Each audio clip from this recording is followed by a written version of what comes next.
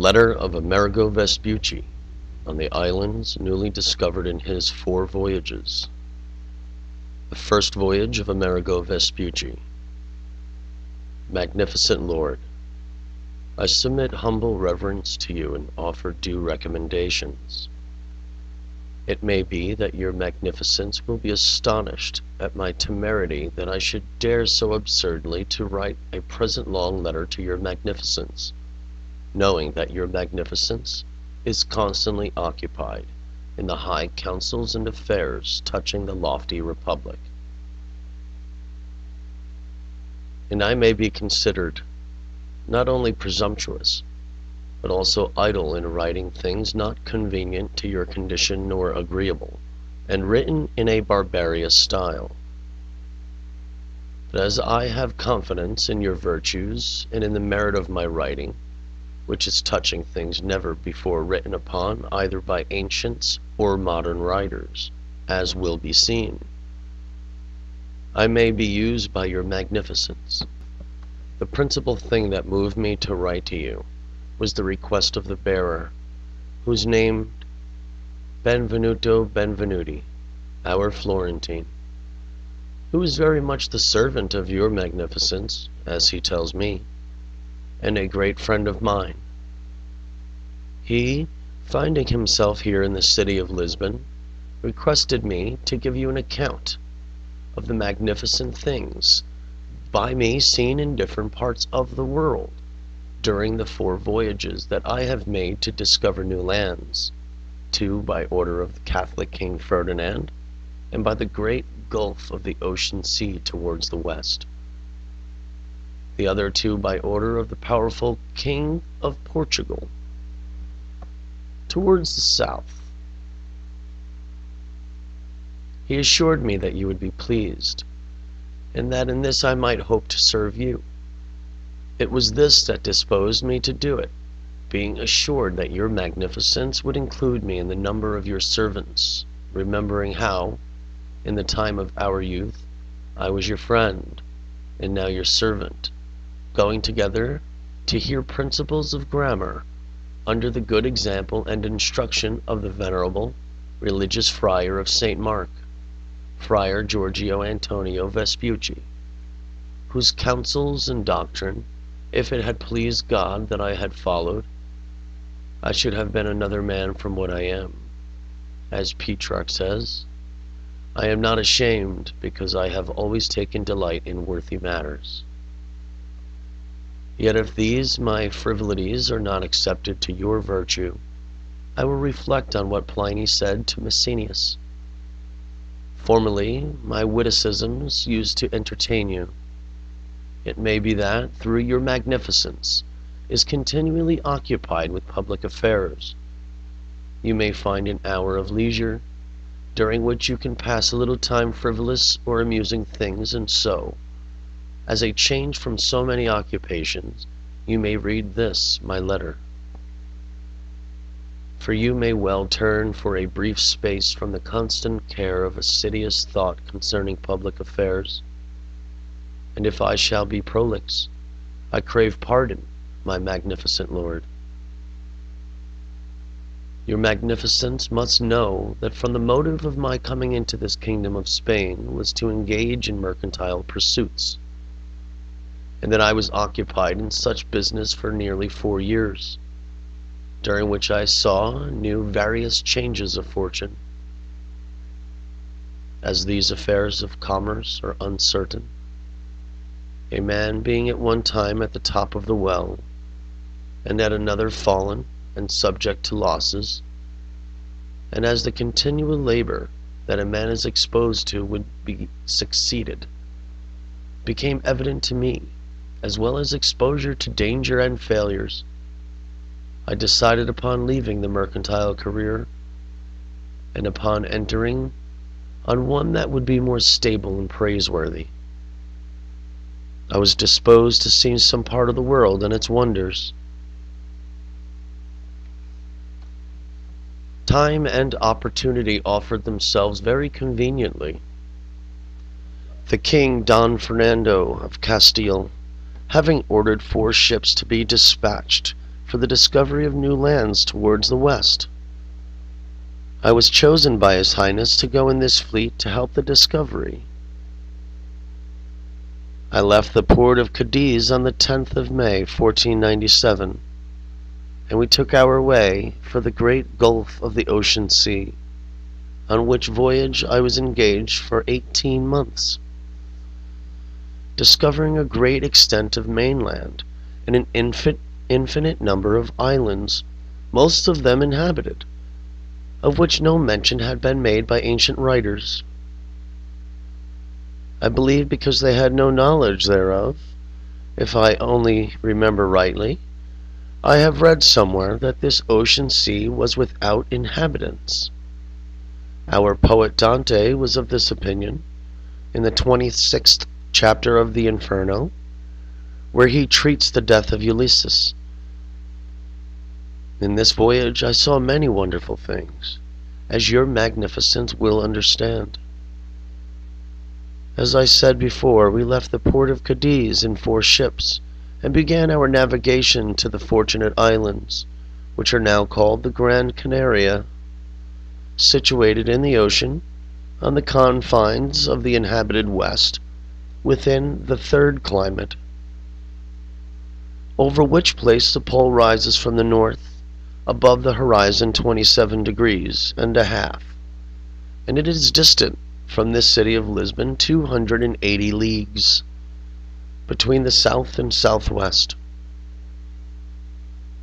Here we stayed for 8 days, providing ourselves with food, water, wood, and other necessaries. From thence, having offered prayers, we weighed anchor and spread our sails to the wind, shaping our course to the west, with a point of southwest. Our progress was such that, at the end of 37 days, we reached land, which we judged to be the mainland, being distant from the island of Canaria more to the west nearly 1,000 leagues, outside that which is inhabited in the torrid zone. For we found the North Pole was above its horizon at 16 degrees, and according to the showing of our instruments, 75 degrees to the west of the Isles of Canary. We anchored with our ships at a distance of 1.5 leagues from the shore. We got out the boats, and, filled with armed men, we pulled them to the shore. Before we arrived, we had seen many men walking along the beach, at which we were much pleased, and we found that they were naked, and they showed fear of us. I believe because we were dressed and of different stature. They all fled to a hill, and, in spite of the signs of peace and friendship that we made, they would not come to have intercourse with us. As night was coming on, and the ships were anchored in a dangerous place, off an unsheltered coast, we arranged to get under way the next day, and to go in search of some port or bay we could make our ships secure. We sailed along the coast to the north, always in sight of land, and the people went along the beach. After 2 days of navigation, we found a very secure place for the ships, and we anchored at a distance of 1/2 league from the land, where we saw very many people. We went on shore in the boats on the same day, and 40 men in good order landed. The natives were still shy of us, and we could not give them sufficient confidence to induce them and come to speak with us. That day we worked so hard with this little object by giving them our things, such as bells, looking glasses, and other trifles, that some of them took courage and came to treat with us. Having established a friendly understanding, as the night was approaching, we took leave of them and returned on board. The next day, at dawn, we saw that there was an immense number of people on the beach, and they have had their women and children with them. We went on shore and found that they came laden with food supplies, which, are such I will describe in their place. Before we arrived on shore, many of them swam out to receive us at a crossbow shot's distance, for they are great swimmers, and they showed us much more confidence, as if we had been having intercourse with them for a long time, and we were pleased at seeing their feelings of security. What we knew of their life and customs was that they all go naked, as well as the men and the women, without covering anything, no otherwise than as they come out of the mother's womb. They are medium stature and very well proportioned. The color of their skin inclines to red, like the skin of a lion, and I believe that, if they were properly clothed, they would have white skin like ours. They have no hair whatsoever on their bodies, but they have very long black hair on their head, especially the women, which beautifies them. They have not very beautiful faces because they have broad faces, which make them look like Tartars.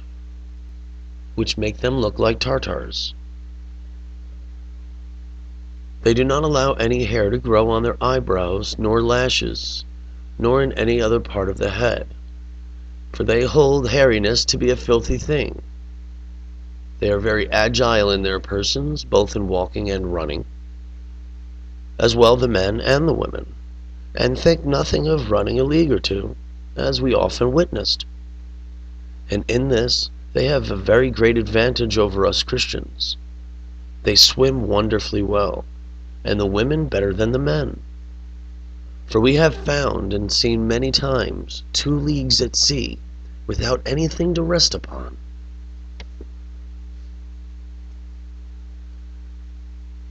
Their arms are bows and arrows, well made, except that they have no iron, nor any other kind of hard metal. Instead of iron, they use teeth of animals or fish, or a bit of wood well burnt at the point. They are sure shots, and where they aim, they hit. In some places the women use the bows. They have other weapons like lances, hardened by fire, and clubs with knobs very well carved. They wage war among themselves with people who do not speak their language, carrying it on with great cruelty, giving no quarter, if not inflicting greater punishment. When they go to war, they take their women with them, not because they fight, but because they carry the provisions in rear of the men. A woman carries a burden on her back which a man would not carry for 30 or 40 leagues, as we have seen many times. They have no leader, nor do they march in any order, no one being captain. The cause of their wars is not the desire of rule, nor extent of the limits of their dominions, but owing to some ancient feud that has arisen among them in former times. When asked why they made war, they have no answer than that it is to avenge the death of their ancestors and their fathers. They have neither king nor lord, nor do they obey anyone but live in freedom. Having moved themselves to wage war, when the enemy have killed or captured any of them, the oldest relation arises and goes preaching through the streets and calling upon his countrymen to come out with him to avenge the death of his relation, and thus he moves them by compassion. They do not bring men to justice, nor punish a criminal. Neither the mother nor the father chastise their children, and it is wonderful that we never saw a quarrel among them. They show themselves simple in their talk, and are very sharp and cunning in securing their ends. They speak little, and in low voice. They use the same accents as ourselves, forming their words either on the palate, the teeth, or the lips. Only they have other words for things. Great is the diversity of languages, For in 100 leagues we found such change in the language that the inhabitants could not understand each other.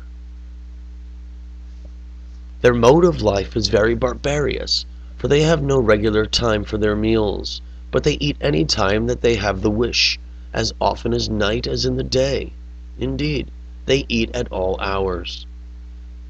They take their food on the ground, with no napkin or no other signs of cloth, eating out of earthen pots which they make, or out of half calabashes. They sleep in certain very large nets made of cotton, and suspended in the air. And as if this should seem a bad way of sleeping, I say that it is pleasant to sleep in that manner, and that we had slept better in that than in many of our coverleys. They are a people of cleanly habits, as regular their bodies, and are as constantly washing themselves. When they empty the stomach, they do everything so not to be seen, and in this they are clean and decent, but in making water they are dirty and without shame. For while talking with us, they would do such things without even turning around, and without shame. They do not practice matrimony among them, each man taking as many wives as he likes, and when he is tired of a woman, he repudiates her without injury to himself or to shame the woman. For in this matter the woman has the same liberty as the man. They are not very jealous, but lascivious beyond measure, the women much more than the men do. I do not further refer to the contrivances for satisfying their inordinate measures, so that I do not offend against modesty. They are very prolific in bearing children, and in their pregnancy they are not excused at any work. The parturition is so easy, and accomplished by so little pain, and they are up and about the next day. They go to some river to wash, and presently are quite well, appearing on the water like fresh fish. If they are angry with their husbands, they easily cause abortion without certain poisonous herbs or roots, and destroy the child. Many infants perish in this way. They are gifted with very handsome and well-proportioned bodies, and no part or members is to be seen is not well formed. Although they go naked, yet there are fleshy women, and of their sexual organ, that portion which he who has never seen it may imagine is not visible, for they conceal with their thighs everything except that part which nature did not provide. Yet there no one cares, for the same impression is made on them at seeing anything indecent as made on us at seeing a nose or a mouth. Among them it is considered strange if a woman has wrinkles on the bosom from frequent parturition, or on the belly. All parts are invariable preserved after the parturition which they before showed us an excessive desire for our company. We did not find that these people had any laws. They cannot be called Moors or Jews, but worse than pagans. For we did not see that they ordered any sacrifices, nor have they any place of worship. I judge their lives to be Epicurean. Their habitations are in common. Their dwellings are like huts, but strongly built of very large trees, and covered with palm leaves, secure from tempests and winds. In some places they are of such length and width that we found 600 souls in one house. We found villages of 13 houses where there were 4,000 inhabitants. They build the villages every 8 or 10 years. And when we asked why they did this, they replied it was because the soil had become corrupted and infected, and caused diseases in their bodies, so they chose a new site. Their wealth consists of the feathers of birds in many colors, or rosaries, made of fins or fishes, or of white or green stones, which they would wear on their necks, lips, and ears, and of many other things which they have no value, to us. They have no commerce. They neither buy nor sell. In conclusion, they live and are content with what nature has given them. The wealth that we enjoy in this our Europe and elsewhere, such as gold, jewels, pearls, and other riches, they hold as nothing. And although they have them in their own lands, they do not labor to obtain them, nor do they value them. They are liberal in their giving, for it is wonderful if they refuse anything, and also liberal in asking, as soon as they make friends. The greatest sign of friendship is to give their wives or daughters, and a father and mother considered themselves highly honored when they brought us a daughter, especially if she was a virgin, that we should sleep with her, and in doing this they used terms of warm friendship. When they die, they use several kinds of burial. Some bury their dead with water and food, thinking they will want it. They have no ceremonies of lights, nor of weeping.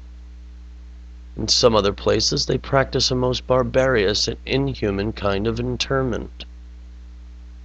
This is that when a sick or infirm person is almost in the theros of life, his relations carrying him into the great woods, and fasten one of those nets in which they sleep to two trees. They put their dying relation into it, and dance around them for the whole day.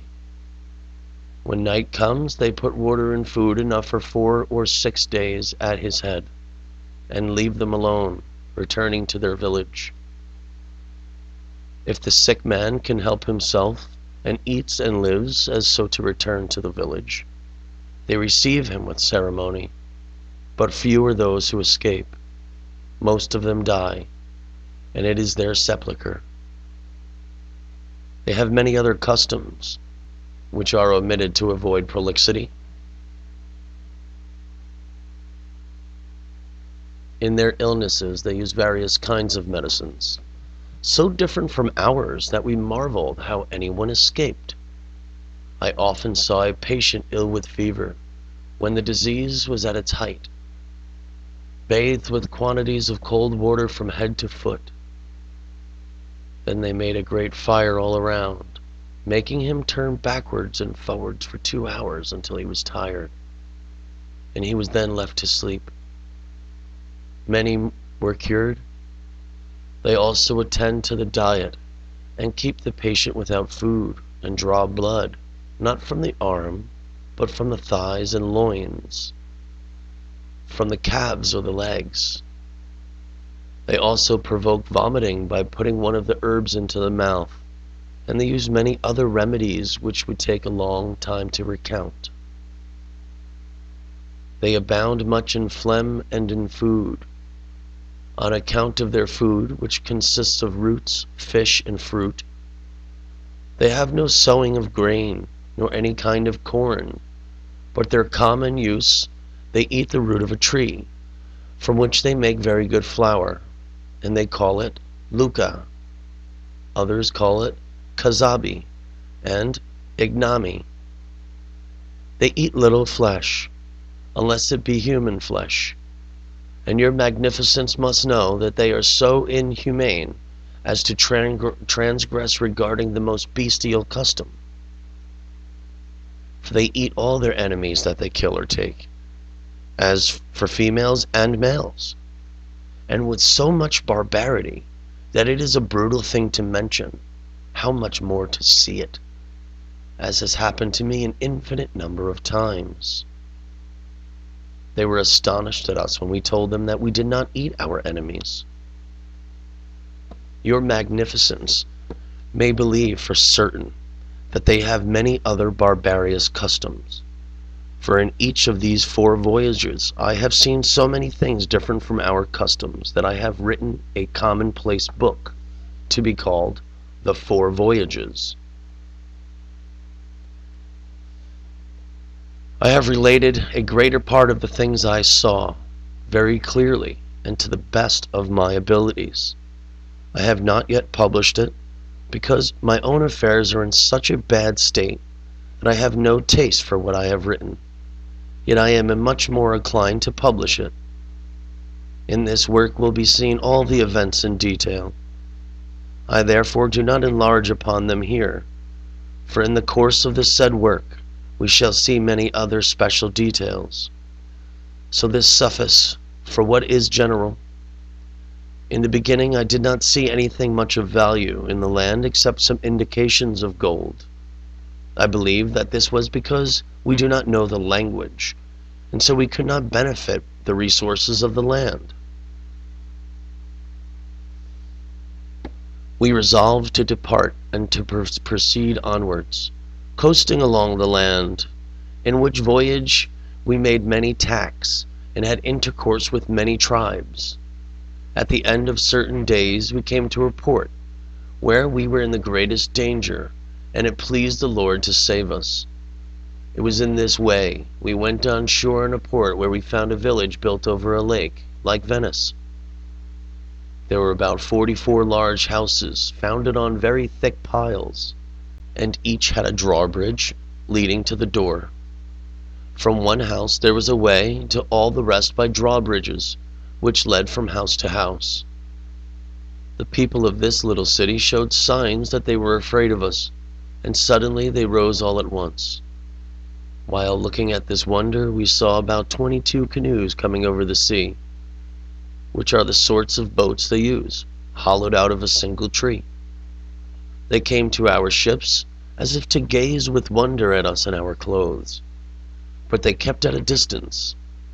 Things being so, we made signs to them to come to us, giving them assurances of friendship. Seeing that they did not come, we went to them, but they did not wait for us.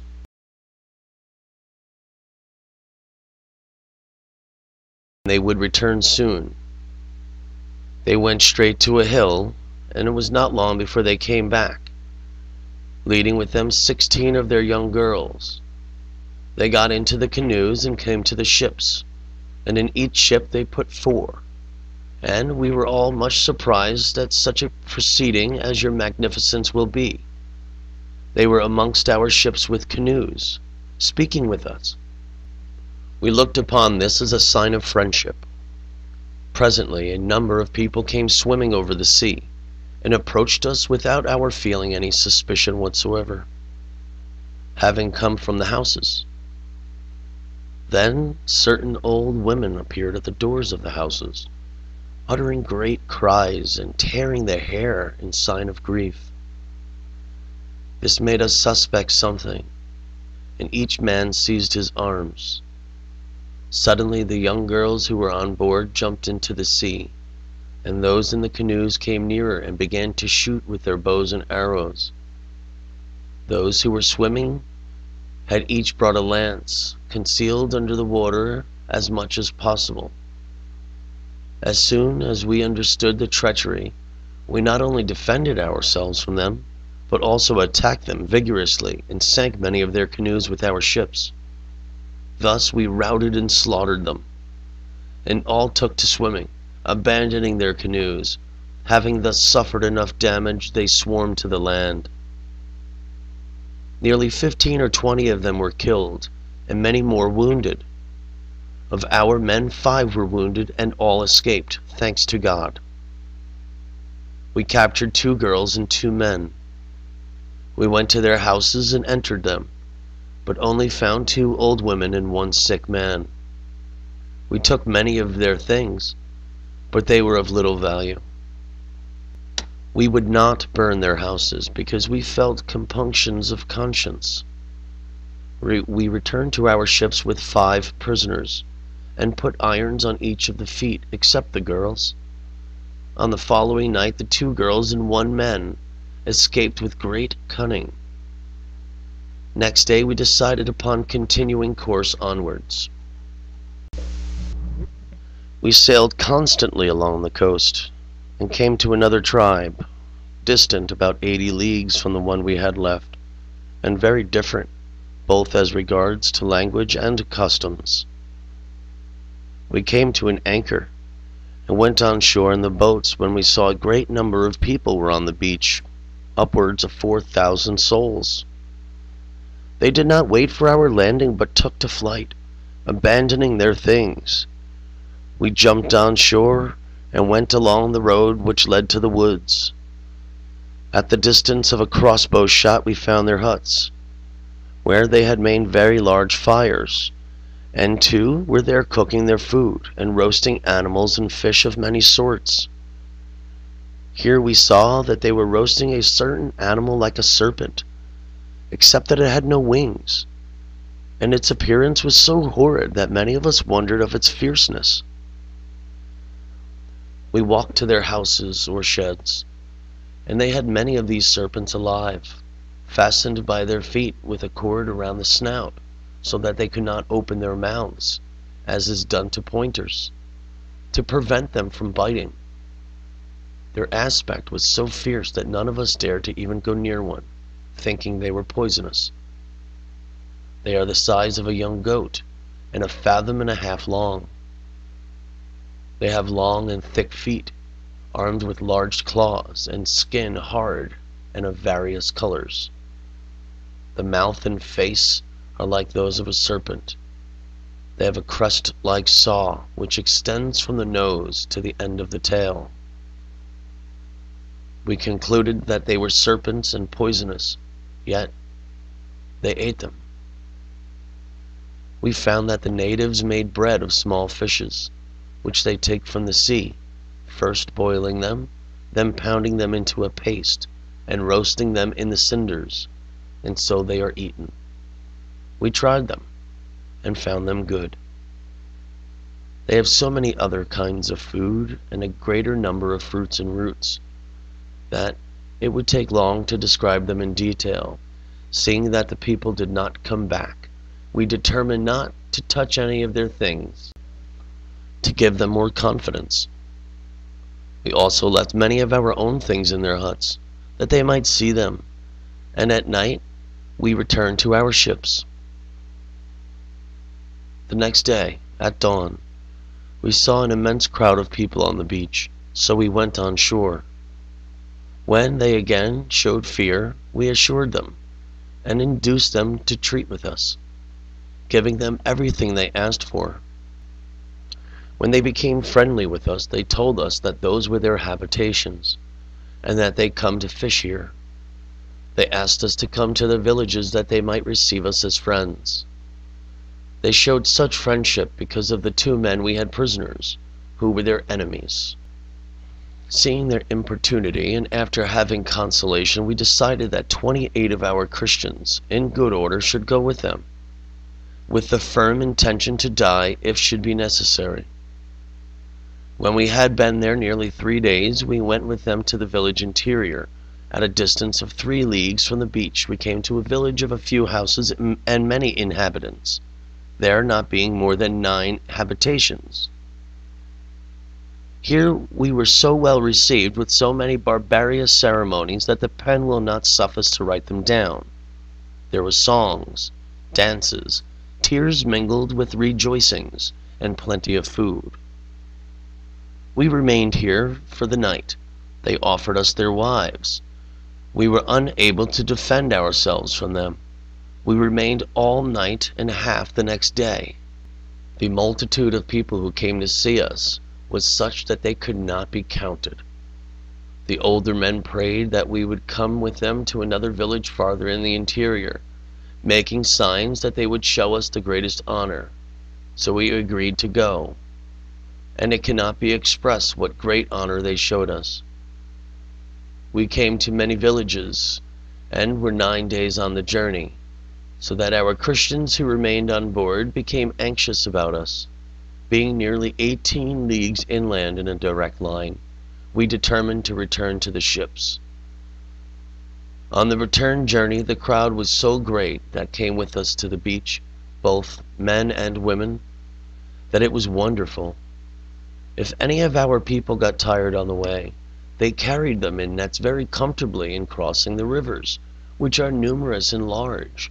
They took us across by their contrivances so safely that there was no danger whatsoever.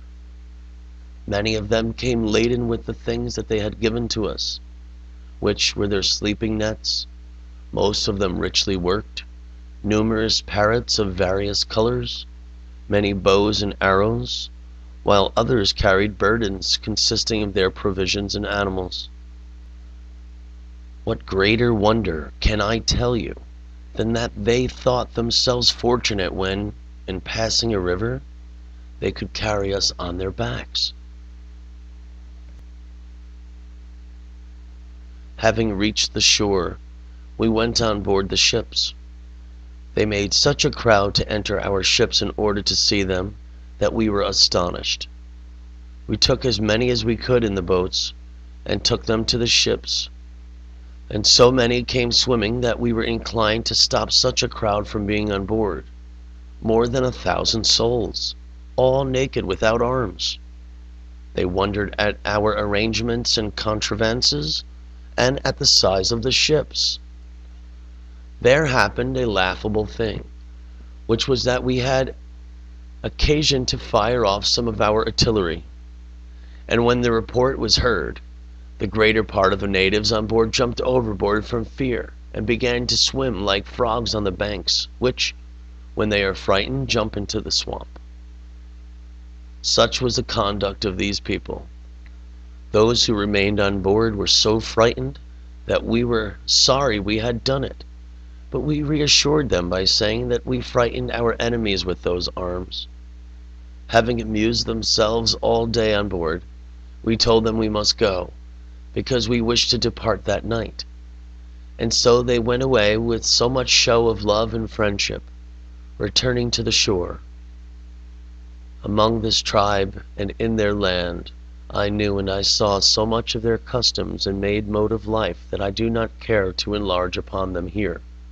For your magnificence must know that in each of my voyages I have noted down the most remarkable things, and all is reduced into a volume in the geographical style, entitled Voyages, in which work all things are described in detail, but I have not yet sent you a copy, because it is necessary for me to revise it. This land is very populous and full of people, with numerous rivers and animals, few of which resemble ours, except the lions, ounces, and stags, pigs, goats, deer, and these still have some differences of form. They have neither horses nor mules, asses nor dogs, nor any kind of sheep or cattle. But they have many other animals, all wild, and none of them serve for any domestic use, so that they cannot be counted. What shall we say of the birds, which are so many, and of so many kinds and colors of plumage that it is wonderful to see them? The land is very pleasant and fruitful, full of very large woods and forests, and it is always green, for the trees never shed their leaves. The fruits are so numerous that they cannot be enumerated, and all different from ours. This land is within the torrid zone, under the parallel which the Tropic of Cancer describes, where the pole is 23 degrees above the horizon, on the verge of the second climate. Many people came to see us, and were astonished at our appearance and the whiteness of our skin. They asked whence we came, and we gave them to understand that we came from heaven, and that we are traveling to see the world, and they believed it. In this land we put up a font of baptism, and an infinite number of people were baptized, and they called us, in their language, Karabi, which is as much to say, men of great wisdom. We departed from this port. The province is called Lariab, and we navigated along the coast, always in sight of land, until we had it running along a distance of 870 leagues, always in the direction of the Maestrali.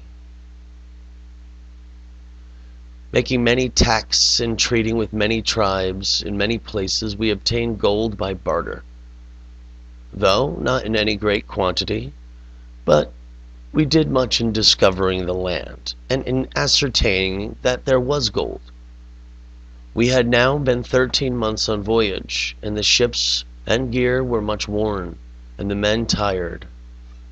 We resolved, after consultation, to beach the ships and heave them down, as they were making much water, and to caulk them afresh before shaping a course to Spain.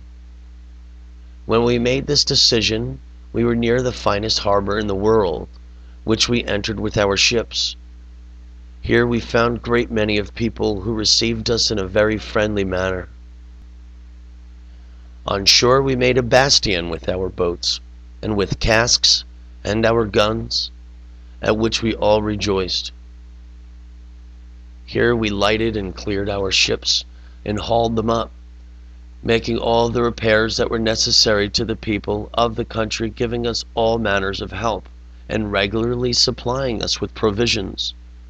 For in that port we had little relish for our own, which we made fun of, for our provisions for the voyage were running short and were bad. We remained here 37 days, and often went to their village, where they received us with great honor. When we wanted to resume our voyage, they made a complaint how, at certain times, a very cruel and hostile tribe came by the way of the sea to their land, murdered many of them, subdued them, and took some prisoners, carrying them off to their own houses and land. They added that they were scarcely able to defend themselves, making signs that their enemies were of a people, of an island at a distance 100 leagues at sea. They said this so earnestly that we believed them, and we promised to avenge their injuries, which gave them much pleasure. Many of them offered to go with us, but we did not wish to take them. We agreed that 7 should accompany us on condition that they went in their own canoe, for we did not want to be obliged to take them back to their land, and they were content. So we took leave of those people, leaving many friends among them. Our ships having been repaired, we navigated for 7 days across the sea, with the wind between northeast and east. And at the end of the 7 days we came upon the islands, which were numerous, some inhabited and others deserted. We anchored off of them, where we saw many people, who called it Iti, I-T-I. Having manned our boats with good men, and placed 3 rounds of the bombard in each, we pulled to the shore, where we found 400 men and many women, all naked. They were well made. All seemed good fighting men. They were armed with bows and arrows and lances. The greater part of them also had square shields, and they carried them so they should not impede upon their use of the bow. As we approached the shore in the boats, at a distance of a bow shot, they all rushed into the water to shoot their arrows, and to defend themselves from us they returned to land. They all had their bodies painted with different colors, and were adorned with feathers. The interpreters told us that when they showed themselves plumed and painted, it is a sign that they intend to fight. They so persevered in defending the landing that they were obliged to use our artillery. When they heard the report, and saw some of their own people fall dead, they all retreated inland. After holding a consultation, we resolved to land 40 of our men, and await their attack. The men landed with their arms, and the natives came amongst us, and fought us nearly for an hour, gaining little advantage, except that our crossbowmen and gunners killed some of the natives, while they wounded some of our people as well. They would not wait long for the thrust of our spears or swords, but we pushed on with such vigor, at least that we came within a sword thrust. And as they could not withstand our arms, they fled for the hills and the woods, leaving us victorious in the field, with many of their dead and wounded amongst us. We did not continue the pursuit that day, because we were very tired. In returning to the ships, the 7 men who came with us showed such delight that they could not contain themselves. The next day we saw a great number of people on shore, still with signs of war, sounding horns and various other instruments used for them in defiance, and all plumed and painted, so that it is a very strange thing to behold them. All the ships, therefore, consulted together, and it was concluded that these people desired hostility with us. It was then decided that we should do all in our power to make friends with them, and if they rejected our friendship, we should treat them as enemies, and that we should make slaves as many as we could take. Being armed with as many means as admitted, we returned to shore. They did not oppose our landing, I believe from fear of the guns. We jumped on land, 57 men in 4 squadrons, each one consisting of a captain and his company. After a long battle, many of them being killed, the rest were put to flight. We followed in pursuit until we came to a village. Having taken nearly 250 prisoners, we burnt the village and returned to the ships with these 250 prisoners, leaving many killed and wounded. On our side, no more than 1 was killed, and 22 were wounded, who all recovered. God be thanked. We prepared to depart, with the 7 men, 5 of whom were wounded, took a canoe belonging to the island, and with 7 prisoners that we gave them, 4 women and 3 men, they returned to their land with so much joy, astonished at our power. We made sail for Spain with 222 prisoners, our slaves, and arrived in the port of Cadiz on the 15th of October, 1498, where we were well received, and where we sold our slaves. This is what befell me in my first voyage, that was most worthy of note.